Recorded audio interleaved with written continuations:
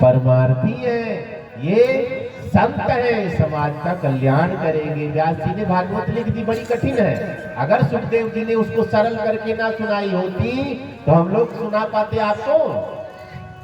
सब कोई समझ पाता? नहीं समझ पाता। ये सुखदेव जी की महिमा। बोलिए सुखदेव जी महाराज की जय। आगे नैमिष की चर्चा आती है। नैमिषारण्य तीर्थ है। नैमिष भी कहते, नीमसारण भी कहते, नैमिषारण्य भी कहते हैं। ये कहाँ है? लखनऊ के पास सीतापुर जिले में। आप घर में सत्यनारायण भगवान की कथा सुनो तो उसमें भी लिखा है, एक समय नैमिषारण्य तीर्थ में 88,000 ऋषि बैठे।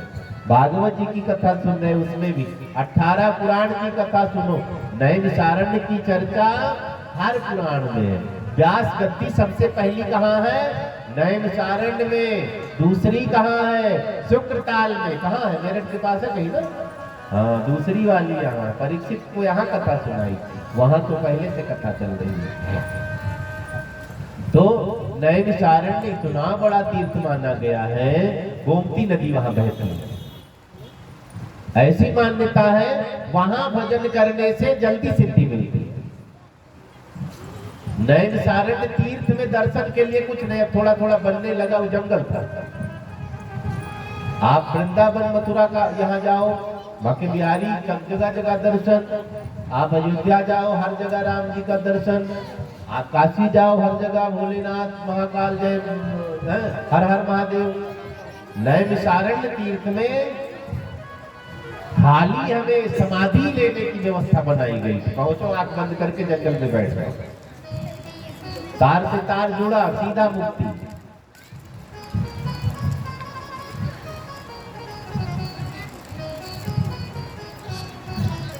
रामचरितमानस में भी चर्चा है, मनु महाराज जब घर से निकले कहाँ गए?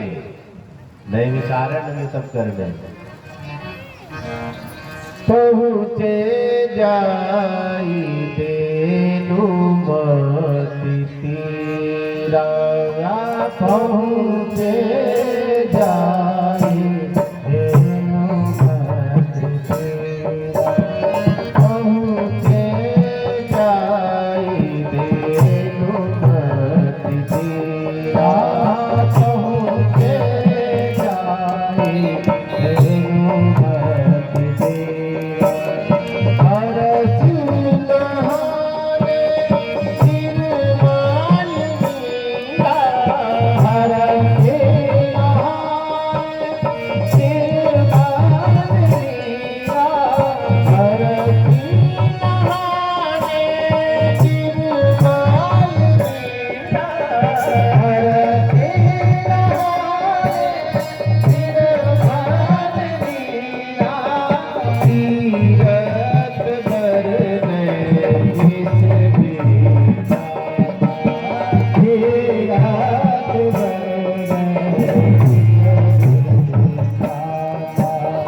अति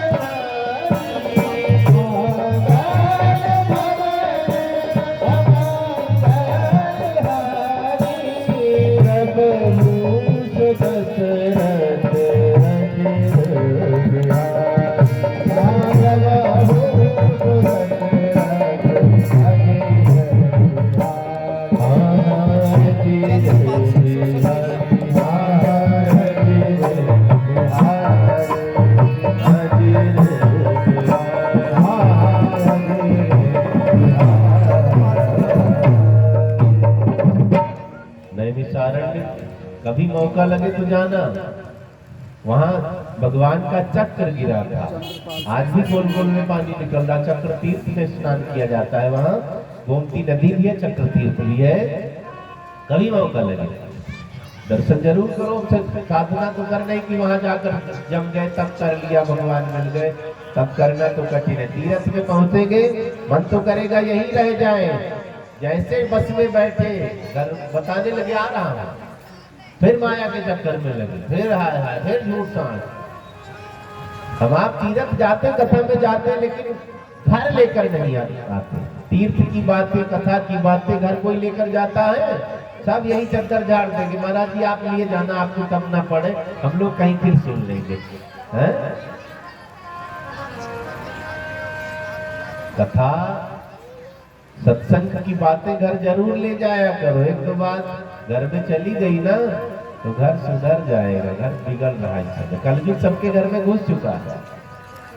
एक दूसरे का आदर खत्म होता जा रहा है।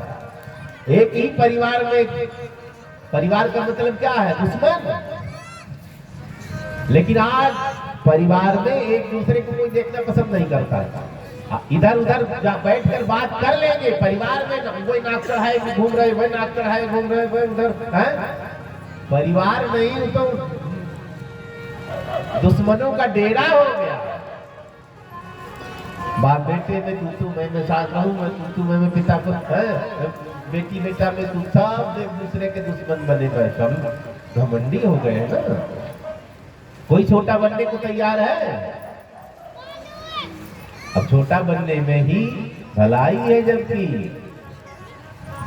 बड़ा बनने में बड़ा कष्ट है। लेकिन सब मालिक बने, घर में सारे मालिक है ना। बेटी कहती मेरी नहीं चल रही, बेटा कहता मेरी चलनी चाहे, बापू कहता मैं पुराना हूँ, मालिक हूँ, मैं कमा के लाता हूँ, मम्मी कहती मैं सबकी देखभाल करती। एक बात को जब तक झगड़ा नहीं हो जाएगा, बिल पास, घर में बिल पास नहीं होता। तो नैमिषारण्य तीर्थ में 88,000 ऋषि बैठे, उसमें सौनक ऋषि मुख्य है। अब 88,000 का नाम तो लिया नहीं जा सकता है ना, तो सौनक आज कह दिया, सौनकाद ऋषि बैठे। सूत जी बैठे हैं गद्दी पर। सूत जी कौन है? व्यास जी के चेले हैं। सूत जी से लोगों ने पूछा, हे प्रभु कुछ ऐसा सुनाइए जो कानों में अमृत का काम करे।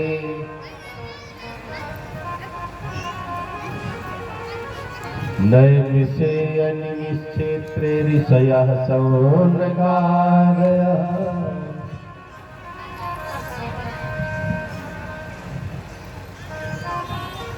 कुछ ऐसा सुनाइए, सूताख्या ही कथा सारम मम कर्ण रसायन। कानों में अमृत का काम करे, कुछ ऐसा सुनाइए। ऐसा कुछ होता है? अमृत पीने से तो अमर बना सकता, कुछ ऐसा भी है जो कानों में भी अमृत पिला सके। हाँ, हमारी वाणी अच्छा बोलो तो अमृत पिला रहे हो, जहर उगलो बुरा बोलो तो जहर पिला रहे हो।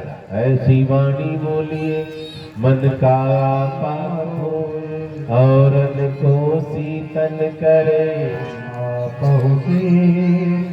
ये अमृत पिला रहे हैं। कुछ लोग क्या करते हैं, ऐसी वाणी बोलिए तुरंत ही झगड़ा हो, वहां ना बोलिए जहां अपने से तगड़ा हो। अपनी ही जुबान। एक बहन जी ने मुझसे कहा, महाराज जी पति बस में हो नहीं हो रहे, कोई भभूति दे दो। एक बहन जी आई, महाराज जी सासू का बहुत टर टर कर रही है लड़की तरह, भभूति है? कहा मंत्र है बढ़िया वशीकरण वाला, सारे बस में हो जाएगा। जल्दी बताओ, मैं बहुत तंग हूं। अब मैं समझ गया इनकी जुबान बहुत तेज है। मैंने कहा वशीकरण का मंत्र बताऊं? खाली सास और पति नहीं, पूरी दुनिया बस में हो जाएगी। जिसको चाहो उसको बस में कर लो। क्या है वो मंत्र? मीठा वचन। वशीकरण यह मंत्र है, तज दो वचन कठोर। सबसे बड़ा वशीकरण मंत्र, समझ गए ना? कहीं जादू टोना बबूती लेने की जरूरत है। बस मीठा मीठा बोलना शुरू कर दो, कल्याण होना ही होना। ऐसी वाणी बोलिए मन का पाओ और को शीतल आपहु शीतल वशीकरण। ये जुबान है, चाहो तो रसगुल्ला खिलो खाओ खाओ, ये जुबान है, चाहो तो गली गली जूता खाओ। दूसरे की जुबान है नहीं, अपनी है, अपनी ही जुबान। लोग कहते फलाने हमारे दुश्मन ना, हम खुद के दुश्मन सबसे बड़े हम ही हैं। हम ही चोरी करेंगे तब जेल जाएंगे, हम ही मर्डर करेंगे तब जेल जाएंगे, हम ही विश्वासघात करेंगे तो गड्ढे में गिरेंगे। हमारा दुश्मन दूसरा कौन है? सबसे बड़े दुश्मन खुद के हम हैं। कोई दुश्मन हमारा नहीं, हमें खुद को सुधारना है। खुद सुधरो सब सुधर जाएगा, हम सुधरेंगे जब सुधरेगा। सूताख्या ही कथा सारम बहु चरण रसायनम। सूत जी ने सौनकाद ऋषियों को क्या सुनाया है? आप लोग यहाँ आए हैं, क्यों आए हैं? कथा सुनने के लिए आए हैं ना। मैं इधर उधर की बात करता, प्रपंच करता, गाली गुली देता कोई आता? क्यों आए हैं? कानों में ये वाणी मीठी लगती है, अमृत के जैसी लगती, तब टाइम निकाल करके आए। घर में बहुत काम है लेकिन फिर भी आए हैं। क्यों? कानों में अमृत का काम कर रही है। अमृत हम कानों के रास्ते पी, कथा सुनना नहीं लिखा गया है, पीना लिखा गया है। कहां से? कानों से पीना। सुनोगे तो इधर से सुनो, इधर निकल जाएगी बात। सुनी गई सारी बात अंदर नहीं जाती है, एक आध बात अंदर गई, बाकी इधर से सुना इधर, इधर से सुना इधर, सब निकलती रहती। एक ने हमसे पूछा दो कान क्यों है? एक ही होता तो काम नहीं चलता, सुन नहीं पाते। तो मैंने कहा दो कान इसलिए है, कुछ चीजें इससे सुनने लायक, कुछ इससे सुनने लायक है। कुछ चीजें आधा सुनने लायक, आधा निकालने लायक है। कुछ चीजें पूरा सुन लो, पूरा निकाल दो, वो अपने ऊपर है। इसलिए दो कान की व्यवस्था बनाई गई है। कई बार दोनों कान से सुनना पड़ता है। तो कथा सुनना नहीं लिखा गया, कथा पीना है। कैसे? दोनों कानों से पीना है। सुनी गई चीज कई बार हम भूल जाते हैं, कई बार निकल जाती है, लेकिन खाया पिया कुछ ना कुछ तो उसमें ताकत वाला होता, जो नसों में खून बनकर दौड़ जाता है। जो नहीं है वो निकल गया। लेकिन जो अच्छी चीजें हैं, भोजन में, जल में, जूस में, फल में खाया पिया, कुछ न कुछ सार तत्व होता है, वो हम पचा जाते। बोलिए बाल कृष्ण लाल की जय। सब हो गए भव से पार, लेकर नाम तेरा। सब हो गए भव से पार, लेकर नाम तेरा। सब हो गए भव से पार, लेकर नाम तेरा। सब हो गए भव से पार, लेकर नाम तेरा। नाम तेरा प्रभु, नाम तेरा, नाम तेरा प्रभु, नाम तेरा, नाम तेरा हरि नाम तेरा, नाम तेरा हरि नाम तेरा। हो गए भव से पार, लेकर नाम तेरा। हो गए भव से पार, लेकर नाम तेरा। जय हो।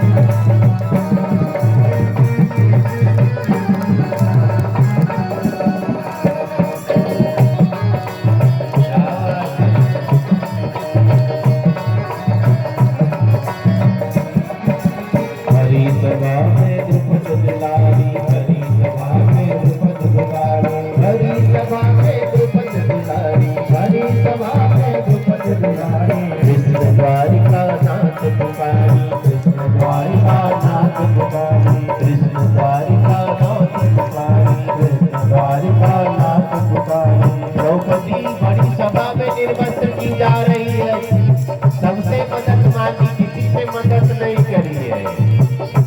भगवान याद आ गए, नाम ले लेकर हे द्वारिकाधीश, हे गोरे, हे कन्हैया। हरि सभा में द्रुपद दुलारी, हरि सभा में द्रुपद दुलारी। कृष्ण द्वारिका नाथ पुकारी, कृष्ण द्वारिका नाथ पुकारी। बढ़ गया तीर अपार, लेकर नाम तेरा।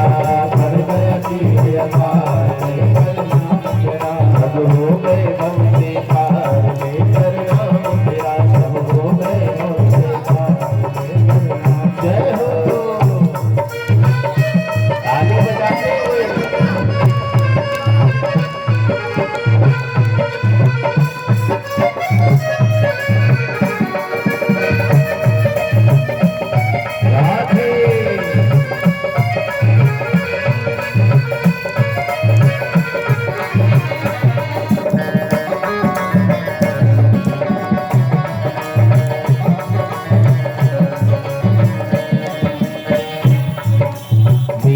गिरधर नाम पुकारे मीरा गिरधर नाम पुकारे मीरा गिरधर नाम पुकारे मीरा गिरधर नाम पुकारे मीरा गिरधर नाम पुकारे मीरा गिरधर नाम पुकारे इसे अमृत कर दिया है मुरारी इसे अमृत कर दिया है मुरारी इसे अमृत कर दिया है मुरारी इसे अमृत कर दिया है मुरारी। मेरा भाई की सास ने जहर में दिया है, दासी ने ले जाकर के दिया है। दासी बड़ा प्यार करती मीरा से। सासू माँ ने कहकर भेजा था चरणामृत दे देना पी लेगी। दासी कहने लगी ना पीना, ये जहर है। मीराबाई ने क्या कहा, जहर कहाँ दिख रहा है? दासी ने कहा देख इसमें काला काला, ये जहर नहीं है। जिसको नहलाया गया ना है, जिसको नहलाया गया वो खुद काला, उसका रंग उतर गया है। इसमें चरणामृत है ना, उसकी चरणों की रज, उसका रंग इसमें उतर गया है। जहर भी लिया है गोविंद नाम बोलकर। मेरा गिरधर नाम पुकारी मेरा गिरधर नाम पुकारी इसे अमृत कर दिया है मुरारी इसे अमृत कर दिया है मुरारी। महिमा नाम अपार लेकर नाम पुरार महिमा नाम अपार जब हो गए हम से पार लेकर नाम पुरार हो गए हम से पार लेकर नाम पुरार। नाम तेरा नाम तेरा नाम तेरा नाम तेरा नाम तेरा नाम तेरा नाम तेरा नाम तेरा हो गए हम से पार लेकर नाम तेरा हो गए हम से पार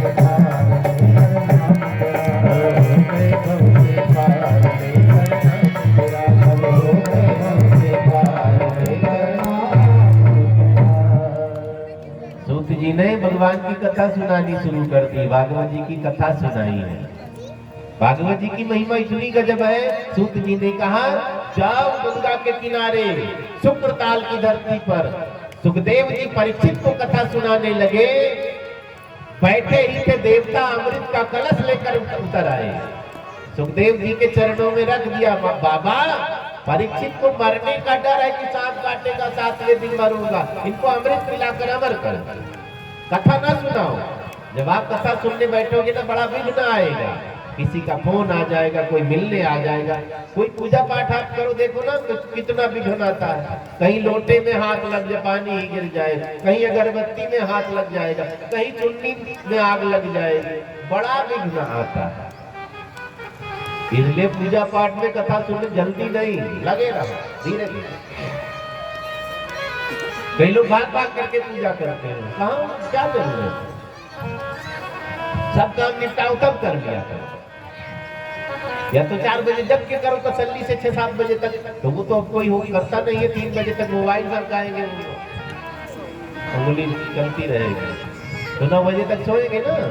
आजकल बहुएं भी 9-9 बजे तक सोने लगी। यहाँ तो कोई नहीं होगा ना, उधर की बात है। पहले बहुएं 4 बजे जग जाती थी, अब तो बहुएं सासू में पहले उठ जाती, झाड़ू पोछा रेडी किए, चाय नाश्ता बनाए बैठी, बहू का इंतजार। अब जगह तक चाय पिलाऊं बहू को, भाग्य बहू का। 1995 तक लगभग लड़कियां सोमवार व्रत करती थी। हे भोलेनाथ सासू कैसी मिलेगी, हे भोलेनाथ सासू अच्छी मिले। 1995 के बाद माहौल बदला।